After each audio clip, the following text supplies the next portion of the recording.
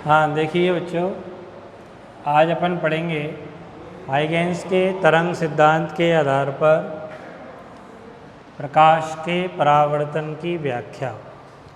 परावर्तन तो अपन पढ़ चुके हैं ऑलरेडी पिछले चैप्टर में रे ऑप्टिक्स में, और परावर्तन के रूल्स भी पढ़ चुके हैं। और वहाँ जो अपन ने पढ़ा था परावर्तन, वो सामान्य नियमों के तहत पढ़ा था। अब इस परावर्तन की व्याख्या तरंग सिद्धांत के आधार पर करनी है। चूँकि अपन ने हाइगेंस का तरंग सिद्धांत पिछली क्लास में पढ़ा है अभी, तब मैंने तुमको हाइगेंस के नियम भी समझाए थे।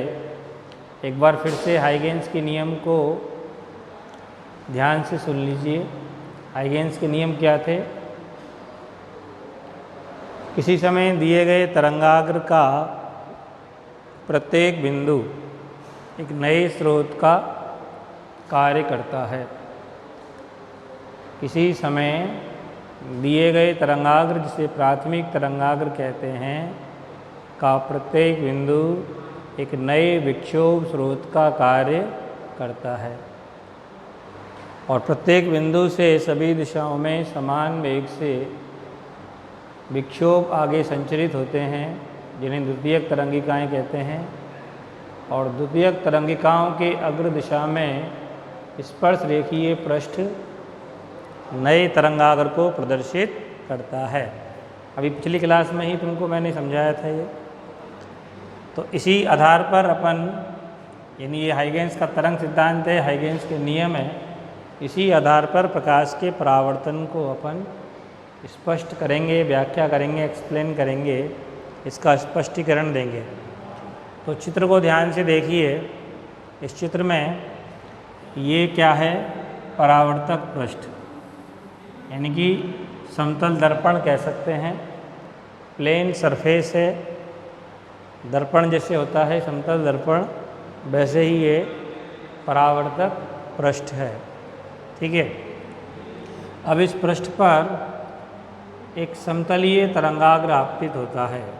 जैसा कि मैंने पिछली क्लास में बताया था, अनंत से अगर प्रकाश स्रोत हो तो अनंत से आने वाला तरंगाग्र कैसा होता है? समतलीय। तो ये समतलीय तरंगाग्र है जिसका नाम AB। ये आपतित हुआ किस पर? परावर्तक पृष्ठ पर। ये परावर्तक पृष्ठ है तुम्हारा, इस पर ये समतलीय तरंगाग्र आपतित होता है AB। इस तरंगाग्र के लंबवत जो किरणें होंगी वो आपतित किरणें होंगी। तो हमने 3 किरणें दिखाई हैं, जिनके नंबर भी हमने डाले हुए हैं, 1 नंबर, 2 नंबर, 3 नंबर। कितनी भी हो सकती हैं, 3 कोई आवश्यक नहीं है, लेकिन हमने सिर्फ समझने के लिए 3 किरणों को दिखाया। 3 किरणें सफिशिएंट है समझने के लिए। तो तीनों किरणें ये आपतित तरंगाग्र के कैसे हैं? लंबवत 90 डिग्री कोण पर, 1, 2 और 3। ये कौन सी किरणें हैं? आपतित किरणें। और आपतित किरण और आपतन बिंदु पर अभिलंब AN के बीच बनने वाला कोण, ये कौन सा कोण हो गया तुम्हारा? आपतन कोण हो गया। ये अभिलंब डाल दिया हमने। अभिलंब के साथ आपतित किरण का कोण हो गया आपतन कोण I। अब अपन हाइगेंस के नियम को फॉलो करेंगे, उसके रूल्स के अकॉर्डिंग आगे चलेंगे। तो हाइगेंस के नियम के अकॉर्डिंग क्या होता है? दिए गए तरंगाग्र, तो दिया गया तरंगाग्र कौन हो गया हमारा? AB। दिया गया तरंगाग्र, जिसे प्राथमिक तरंगाग्र कहते हैं, वो कौन है अब हमारा? AB। इसका प्रत्येक बिंदु नए स्रोत का कार्य करता है। तो 3 बिंदु हमने दिखा दिए, A, M और ये हो गया तीसरा B। बहुत सारे बिंदु हो सकते हैं, नए विक्षोभ का स्रोत का कार्य करेंगे, लेकिन हमने फ़िलहाल सिर्फ समझने के लिए 1, 2 और 3। ठीक है। तो दिए गए तरंगाग्र के प्रत्येक बिंदु, प्रत्येक में ये 1, 2, 3 नए विक्षोभ स्रोत का कार्य करेंगे, यानी कि नए प्रकाश स्रोत हो गए तीनों। अब इन तीनों स्रोतों से नई तरंगिकाएं जिन्हें द्वितीयक तरंगिका कहते हैं वो उत्सर्जित होंगी। तो सबसे पहले बी बिंदु की बात करते हैं। तो इस नए स्रोत से मान लीजिए सी वेग से तरंग उत्सर्जित होती है, तो टी टाइम में परावर्तक पृष्ठ के बी डैश बिंदु पर पहुंच जाती है। बी बिंदु से उत्सर्जित द्वितीयक तरंगिका सी वेग से टी टाइम में परावर्तक पृष्ठ के बी डैश बिंदु पर पहुंचती है। तो बी से बी डैश की डिस्टेंस कितनी हो गई? सी टी, वेग गुणा समय। दूरी क्या होती है? वेग गुणा समय। तो सी वेग से चली, टी टाइम में बी डैश तक पहुंची, तो बी बी डैश जो दूरी है वो कितनी हो गई? C T. ठीक है। अब इसके बाद इस स्रोत की बात करते हैं ए बिंदु से। तो चूंकि दोनों एक ही तरंगाग्र के स्रोत हैं, 1 2 3 एक ही तरंगाग्र पर हैं तीनों स्रोत, तो तीनों से एक साथ ही विक्षोभ आगे संचरित होंगे, तीनों से एक साथ ही द्वितीयक तरंगिका उत्सर्जित होगी। तो जब यहाँ से चलने वाली तरंगिका टी टाइम में सी टी दूरी तय करती है, तो यहाँ से चलने वाली तरंगिका भी टी टाइम में कितनी दूरी तय करेगी? C T. ठीक है ना। जितनी दूरी ये तरंगिका तय करेगी टी टाइम में, उतनी ही दूरी टी टाइम में ये भी तरंगिका, क्योंकि दोनों के उत्सर्जित विक्षोभ का वेग एक ही है, तो एक टाइम में डिस्टेंस भी क्या करेंगी? समान तय करेगी, एक ही माध्यम है। तो इसने सी टी दूरी तय करी, तो यहाँ से भी सी टी दूरी ही तय करनी है। तो हम क्या करेंगे? ए बिंदु को केंद्र मानकर सी टी त्रिज्या का एक गोलीय चाप खींच देते हैं। ए बिंदु को केंद्र मानकर प्रकार पेंसिल से चाप खींचते हैं कि नहीं? ऐसे। तो ए बिंदु को केंद्र माना, प्रकार की सुई यहाँ रखी, पेंसिल से चाप काट दिया, ये चाप का नाम रख दिया हमने ए डैश। ठीक है। अब तीसरा बिंदु, दो बिंदु की बात हो गई। अब तीसरा जो बिंदु है वो भी सी टी दूरी ही तय करेगा टी टाइम में, लेकिन इससे कुछ डिस्टेंस तो यहाँ तय होगी, क्योंकि सी टी दूरी इस दिशा में तय हो नहीं सकती आगे लगातार, क्योंकि आगे दूसरा माध्यम है नीचे। परावर्तक पृष्ठ कैसा होता है? अपारदर्शी। तो इधर पार जाने की कोई गुंजाइश है ही नहीं, इधर पार जाना संभव है ही नहीं। तो मान लीजिए कि इस एम बिंदु से उत्सर्जित तरंगिका द्वारा टी डैश टाइम में पी बिंदु तक पहुंचती है, यानी परावर्तक पृष्ठ तक पहुंचने में कितना टाइम लेती है? T dash. तो ये डिस्टेंस कितनी हो गई? C T dash. अब बाकी कितनी दूरी और तय करनी है? चूँकि टोटल दूरी कितनी तय करनी है उसको भी सी टी। जब इससे उत्सर्जित तरंगिका सी टी दूरी तय करती है, इससे उत्सर्जित भी सी टी दूरी तय करती है, तो इससे उत्सर्जित तरंगिका भी क्या दूरी तय करेगी? C T. लेकिन कुछ दूरी यहाँ तय हो चुकी, सी टी डैश। तो बची क्या? C T minus C T dash, या सी कॉमन ले लिया तो टी माइनस टी डैश। तो बची हुई दूरी का चाप यहाँ से काट देंगे। अब वो चाप कैसे नापेंगे? पहले यहाँ से यहाँ तक का चाप ले लो, इस पे काट लो यहाँ तक, भाई इसके बराबर का प्रकार पेंसिल से लेके चाप ले लिया, उसको यहाँ तक काट दिया। अब जो बचा हुआ बचा, इसके बराबर का चाप यहाँ काट दिया तुमने, यहाँ तक आ गया मान लो। तो बचा हुआ चाप जो है, उस चाप को लेके पी बिंदु को केंद्र मानकर एक चाप ये यहाँ काट दिया। ठीक है। इस चाप को क्या कह दिया? M dash. तो जो अपने हाइगेंस का नियम कल लिखा था, उसके अकॉर्डिंग द्वितीयक तरंगिकाओं के गोले ये हो गए। द्वितीयक तरंगिका बनाई थी कि नहीं कल हमने? ऐसे करके हर बिंदु पर ही द्वितीयक तरंगिका, ये द्वितीयक तरंगिका, ये द्वितीयक तरंगिका, ऐसे हर बिंदु से समान त्रिज्या के गोले बनाए थे। तो ऐसे ही ये भी सी टी त्रिज्या का है, यहाँ से देखें तो ये भी सी टी का ही है, ये भी सी टी डिस्टेंस है। तो ये सब गोलीय चाप हो गए 1 2 3। इन पे स्पर्श रेखीय पृष्ठ खींचते हैं अपन, तो दोनों गोलीय दो ही दिखा रहे हैं, तीसरा तो पॉइंट सीधा है ही डायरेक्ट। तो दोनों गोलीय चापों पर स्पर्श करता हुआ क्या खींच दिया हमने? ये स्पर्श रेखीय पृष्ठ। कल के नियम में मैंने बताया था थर्ड पॉइंट में कि द्वितीयक तरंगिकाओं के अग्र दिशा में खींचा गया स्पर्श रेखीय पृष्ठ। तो ये द्वितीयक तरंगिकाओं के गोले हैं, जो गोलीय चाप हमने डाले हैं, इन पर क्या डाल दो, स्पर्श रेखीय पृष्ठ खींच दो, ये हो गया। ये स्पर्श रेखीय पृष्ठ क्या कहलाएगा, नवीन तरंगाग्र। और नवीन के रूप में उसको क्या बोलेंगे, परावर्तित तरंगाग्र, क्योंकि परावर्तित होकर ही किरणें आई हैं सारी की सारी है। तो ये हमारा आपतित तरंगाग्र और ये क्या हो गया, परावर्तित तरंगाग्र। इस तरंगाग्र के लंबवत किरणें खींच दो, वो परावर्तित किरणें हो जाएंगी। ये किरणें क्या हो गई, परावर्तित किरणें। एक डैश, एक वाली इधर गई ना, इसलिए एक डैश, दो वाली इधर गई तो दो डैश, तीन वाली इधर गई तो तीन डैश। तो सभी किरणों का क्या हो गया, ये परावर्तन हो गया, परावर्तित तरंग होगी। अब इसमें परावर्तन का रूल्स प्रूफ हो रहा है कि नहीं, उसको अपन सिद्ध करके दिखाएंगे। तो ये अविलंब जो है आपतित किरण के साथ बनाया गया कोण, आपतन कोण। इसी तरह यहाँ पे जो अविलंब डाला हमने, इसका परावर्तित किरण के साथ बनाया गया कोण, परावर्तन कोण आर हो गया।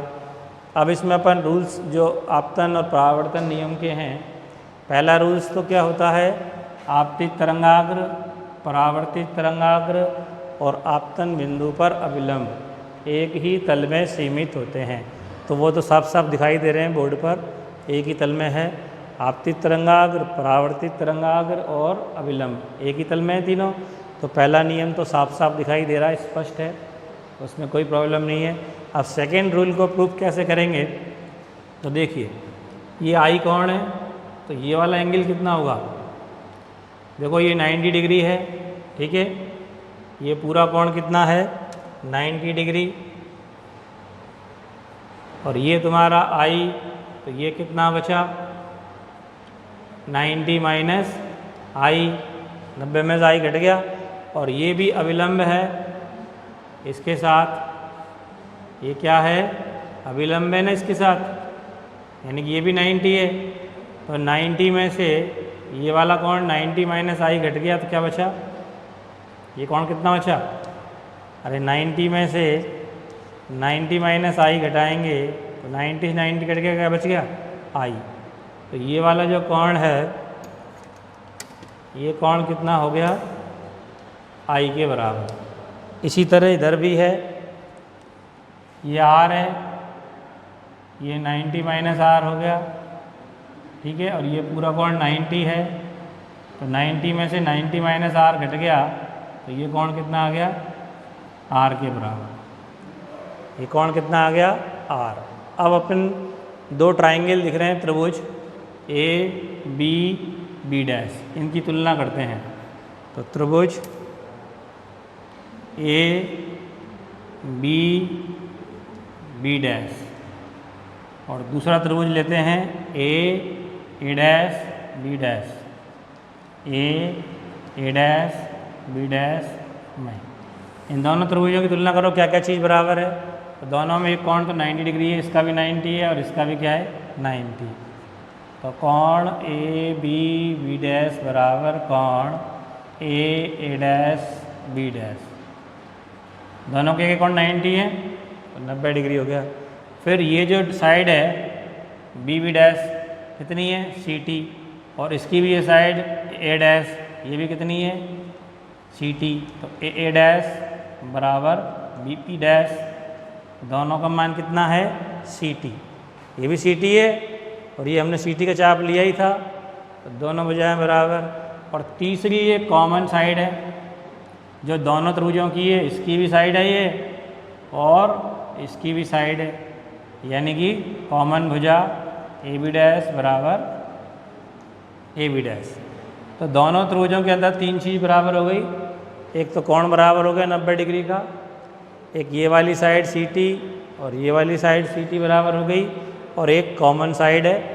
और तीन चीज़ें जब बराबर हो जाती हैं तो त्रिभुज क्या हो जाते हैं, सर्वांग सम। क्या हो जाते हैं, सर्वांग सम। और जब सर्वांग सम हो जाते हैं तो सर्वांग सम का मतलब क्या होता है, सब कुछ सम, सर्व अंग सम, बचे कुचे सब बराबर हो जाएंगे। तो बचे कुचे का मतलब बची कुची साइड और बचे कुचे एंगल भी क्या होंगे, बराबर। तो इस त्रिभुज का तो कोण कौन सा हो गया, आई कोण, और इस त्रिभुज का कौन सा कोण हो गया, R, A dash B dash का, यानी कोण आई बराबर, और परावर्तन का यही तो नियम है, पिछले चैप्टर में पढ़ चुके हो रे ऑप्टिक्स में। परावर्तन का नियम होता है आपतन कोण हमेशा परावर्तन कोण के बराबर होता है। तो परावर्तन का नियम स्पष्ट हो गया, पहला नियम स्पष्ट हो गया, आपतित परावर्तित तरंगाग्र एक समतल में होते हैं, और सेकंड नियम भी प्रूफ हो गया तुम्हारा, आपतन कोण किसके बराबर होता है, परावर्तन कोण के बराबर होता है। हाँ देखिए बच्चों, अब अपन पढ़ेंगे हाइगेंस के तरंग सिद्धांत के आधार पर प्रकाश के अपवर्तन की व्याख्या।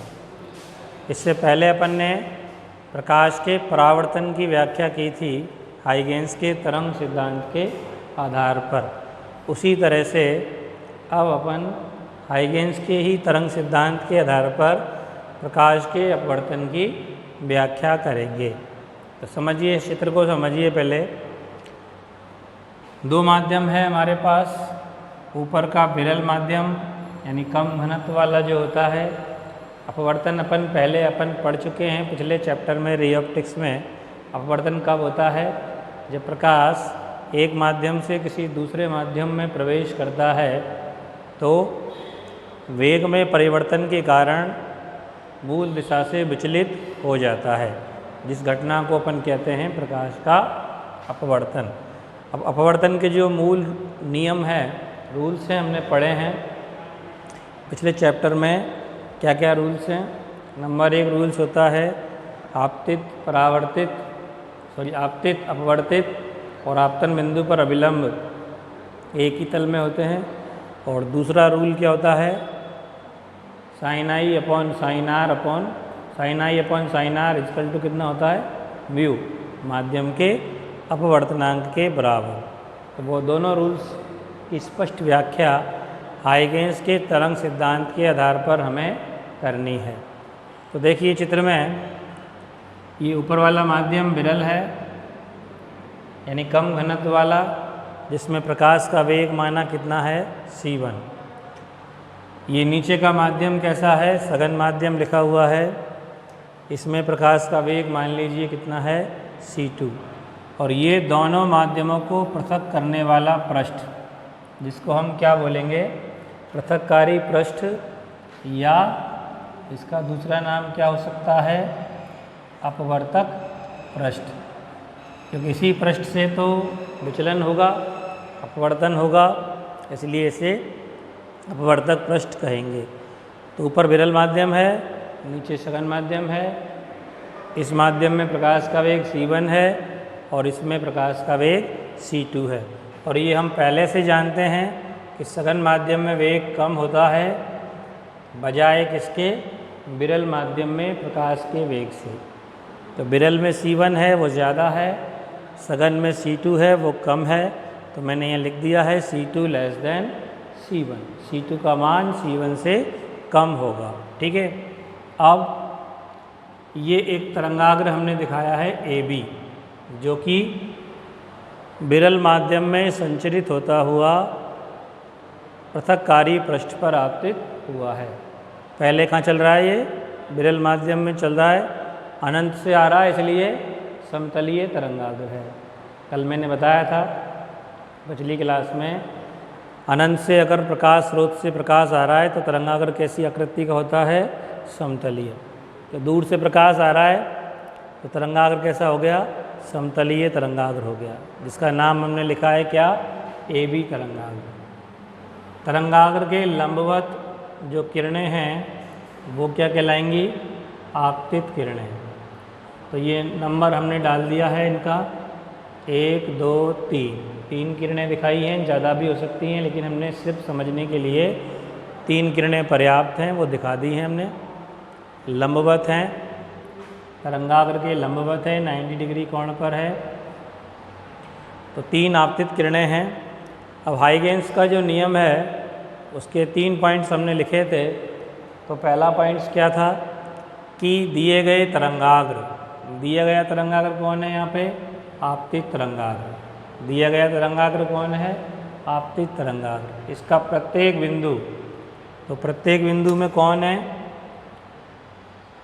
ये प्रत्येक बिंदु नए स्रोत का कार्य करेंगे। बहुत सारे बिंदु हो सकते हैं, लेकिन हमने सिर्फ समझने के लिए 3 पॉइंट्स दिखाए हैं चित्र में। ये नया स्रोत प्रकाश का, ये भी नया स्रोत और ये भी नया स्रोत। जैसा कि हाइगेंस के नियम में हमने समझा है कि दिए गए तरंगाग्र का प्रत्येक बिंदु एक नए विक्षोभ स्रोत का कार्य करता है। तो ये तीनों बिंदु क्या हो गए, नए विक्षोभ का स्रोत हो गए। फिर सेकेंड पॉइंट में हमने उसमें लिखा था कि नए विक्षोभ स्रोतों से सभी दिशाओं में समान वेग से विक्षोभ या तरंग संचरित होती है, जिन्हें क्या कहते हैं, द्वितीयक तरंगिका। तो सबसे पहले बी बिंदु की बात करते हैं। तो बी बिंदु से जो तरंग उत्सर्जित हुई वो विरल माध्यम में चलते हुए, विरल माध्यम में कितना वेग है उसका c1, तो t टाइम में मान लीजिए पृथक्कारी पृष्ठ पर पहुंचती है b' बिंदु पर। तो t टाइम में पहुंचती है, c1 वेग से संचरित हो रही है, तो ये डिस्टेंस कितनी हो गई, c1t। b से b' की डिस्टेंस क्या हो गई, c1t। तो यहाँ से उत्सर्जित विक्षोभ या तरंग या द्वितीयक तरंगिका t टाइम में b' तक पहुँची c1t दूरी तय कर कर। अब दूसरा स्रोत जो है विक्षोभ का a, इसकी बात करें अपन। अब इससे जो उत्सर्जित विक्षोभ है वो इधर तो बात करेंगे नहीं, क्योंकि परावर्तक पृष्ठ नहीं है। कौन सा पृष्ठ है, अपवर्तक पृष्ठ। तो प्रकाश को इधर इसमें गमन करना है सघन माध्यम में, तो इधर की तरफ ही लेना है, उधर से कोई मतलब नहीं है, परावर्तन नहीं है। क्या पढ़ रहे हैं अपन, प्रकाश का अपवर्तन। और चूंकि मैंने ये लिखा हुआ है देखो c2 लेस देन क्या है, c1, c2 less than c1, यानी c2 वेलोसिटी जो है सघन माध्यम में वो विरल माध्यम की अपेक्षा कम है। तो सीधी सी बात है कि t टाइम में जब ये c1t दूरी तय करता है, तो t टाइम में यहाँ से चलने वाला विक्षोभ कितनी दूरी तय करेगा, t टाइम में c2t दूरी तय करेगा। कितनी दूरी तय करेगा, c2t। और जब c2 लेस देन c1 है, इसका मतलब साफ है कि c2t लेस देन क्या होगा, c1t। c1t से कम होगी दूरी है, ठीक है। तो इसका मतलब यहाँ से कम दूरी का चाप लेना है। अब कितना कम होगा ये अपन यहाँ अंदाज़ा नहीं लगा सकते, क्योंकि सघन माध्यम कौन सा है हमें नहीं पता, उसमें कितना कम वेग हुआ, कितना घटा, वो भी नहीं पता। तो अपने को यहाँ सिर्फ एक ज्योमेट्रिकली काम करना है, कोई प्रैक्टिकली दिखाना नहीं है, एग्जैक्ट नहीं दिखाना है कितना कम करना है, केवल ज्योमेट्रिकली काम करना है। तो इससे कम दूरी का चाप ले लो। अब इससे कम दूरी का मतलब यहाँ से यहाँ तक का ले लो, यहाँ से यहाँ तक का ले लो, इससे कम होना चाहिए। और वो चाप ए बिंदु को केंद्र मानकर काट दो। तो ये चाप हमने काट दिया, ए बिंदु को केंद्र मानकर c2t त्रिज्या का क्या बना दिया हमने, गोलीय चाप। इससे कम दूरी का होना चाहिए, क्योंकि c2 का मान कम है, c2t दूरी कम है, इसलिए कम दूरी का चाप हमने काट दिया, ठीक है, a'। तो इस गोलीय चाप पर यहाँ से स्पर्श देखिए पृष्ठ खींच दो, हाइगेंस के नियम का तीसरा जो पॉइंट है। इसी तरह से यहाँ भी हो गया, यह वाला अपन शो नहीं कर सकते, इसलिए केवल एक ही गोलीय पृष्ठ खींच के इस पर हमने क्या खींच दिया, स्पर्श रेखीय पृष्ठ खींच दिया। और जो बीच वाला पॉइंट है यानी कि तीसरा विक्षोभ स्रोत m, इससे सीधी किरण पहले तो दिखा दो विरल माध्यम में, इसके पैरेलल, इसके समानांतर, क्योंकि दोनों ही एक दूसरे के लंबवत हैं ये तरंगाग्र के, तो आपस में समानांतर होंगी। तो यहाँ भी समानांतर, ये भी समानांतर। और अपवर्तन के बाद भी जितनी ये मुड़ेगी उतनी ही ये मुड़ेगी, इसलिए इसके समानांतर लाइन ये दिखा दो और चाप डायरेक्टली शो कर दो ऐसे ही, क्योंकि इसका नाप लेके अपन बना नहीं सकते, ठीक है। तो ये जो पृष्ठ आया गोलीय पृष्ठों के स्पर्श करता हुआ, ये हमारा क्या कहलाएगा, अपवर्तित तरंगाग्र। नया तरंगाग्र हो गया हाइगेंस के नियम के अकॉर्डिंग। थर्ड पॉइंट जो कल समझाया था कि द्वितीयक तरंगिकाओं के अग्र दिशा में खींचा गया स्पर्श रेखीय पृष्ठ क्या कहलाता है? नवीन तरंगाग्र यानी कि अपवर्तित तरंगाग्र। अपवर्तन के बाद प्राप्त हुआ है इसलिए क्या कहलाएगा? अपवर्तित तरंगाग्र। इसके लंबवत जो किरणें हैं वो क्या कहलाएंगी? अपवर्तित किरणें। तो 3 नंबर की ये 3 डैश हो गई, 2 नंबर की ये 2 डैश हो गई और 1 नंबर की ये 1 डैश हो गई। सभी किरणों का क्या हो गया? अपवर्तन हो गया। फिर आपतन बिंदु पर ही हमने अविलंब डाला एन डैश, इसके साथ बनने वाला कोण क्या हो गया? अपवर्तन कोण हो गया आर। तो ये आपतन कोण हो गया, ये अपवर्तन कोण हो गया। तो अब अपवर्तन का जो पहला रूल्स है उसके अकॉर्डिंग क्या होता है? आपतित तरंगाग्र, अपवर्तित तरंगाग्र और आपतन बिंदु पर अविलंब क्या होते हैं? एक ही तल में होते हैं। अब सेकंड रूल जो होता है उसको अपन कैसे एक्सप्लेन करेंगे? तो देखो, एक ऊपर ट्रायंगल है, एक नीचे ट्रायंगल है। ये वाला एंगल मैंने पहले भी बताया, ये आई है, ये कितना हो जाएगा? 90 माइनस आई हो गया, क्योंकि ये पूरा कोण 90 डिग्री का है, ठीक है। और ये भी 90 का है, तो 90 में से 90 माइनस आई घटा, तो ये कोण कितना हो गया? आई हो गया। इसी तरह से ये आर है, ये कोण हो गया 90 माइनस आर, और ये पूरा एंगल 90 है, तो 90 में से 90 माइनस आर गया, कितना बच गया? आर, ठीक है। तो इसमें ये आई कोण और ये आर कोण। अब इन दोनों ट्रायंगल की से अपन साइन आई और साइन आर का मान निकालें। सबसे पहले इस ट्रायंगल की बात करें तो triangle A B B dash से ऊपर वाला जो त्रिभुज है ए बी बी डैश, इससे क्या ज्ञात करें? साइन आई। तो साइन बराबर क्या होता है? लंब बटे कर्ण होता है। तो आई कोण यहाँ बना हुआ है, ये तो आधार हो गया, ये लंब हो गया और ये हो गया कर्ण। 90 के सामने ये 90 डिग्री कोण है, इसके सामने ये कर्ण हो गया। तो साइन आई बराबर लंब बटे कर्ण। लंब कौन सी साइड है? B B dash. तो लंब हो गया बी बी डैश और कर्ण क्या हो गया? A B dash. इसको इक्वेशन नंबर लिख दो फर्स्ट। फिर इसके बाद दूसरा ट्रायंगल लो नीचे वाला, तो triangle A dash B dash से नीचे वाला त्रिभुज है ये ए डैश बी डैश, इससे साइन आर निकालो। तो साइन आर बराबर वही लंब बटे कर्ण। आर कोण यहाँ बना हुआ है, तो ये आधार हो गया, ये लंब हो गया और ये कर्ण। तो लंब कौन है? A dash. तो साइन आर बराबर ए डैश अपॉन कर्ण कौन है? A B dash. तो ये हो गया तुम्हारा साइन आर। अब इसमें इसका भाग दे दो, समीकरण 1 बटे समीकरण 2। समीकरण 1 में 2 का भाग दो, क्या आएगा? तो sine I upon sine R बराबर B B dash upon B B dash बटे ए डैश अपॉन ये कौन सा हो गया तुम्हारा? A B dash. कारण तो दोनों में ही ए बी डैश है, तो ए बी डैश से ए बी डैश कट गया। तो sine I upon sine R बराबर बी बी डैश की लेंथ क्या है? देखो चित्र में C1T और ए डैश की लंबाई क्या है? देखो C2T। T से T कट गया और C1 अपॉन C2 क्या होता है? अपवर्तनांक के बराबर है 1/2। पहले माध्यम के सापेक्ष दूसरे माध्यम के अपवर्तनांक के बराबर होता है। तो ये हो गया अपवर्तन का द्वितीय नियम। तो पहला नियम स्पष्ट हो गया, आपतित तरंगाग्र अपवर्तित तरंगाग्र और अपतन बिंदु पर अविलंब एक ही तल में है। और दूसरा रूल हो गया sine I upon sine R बराबर 1/2। आपतन कोण की जा और अपवर्तन कोण की जा का अनुपात माध्यम के अपवर्तनांक के बराबर होता है।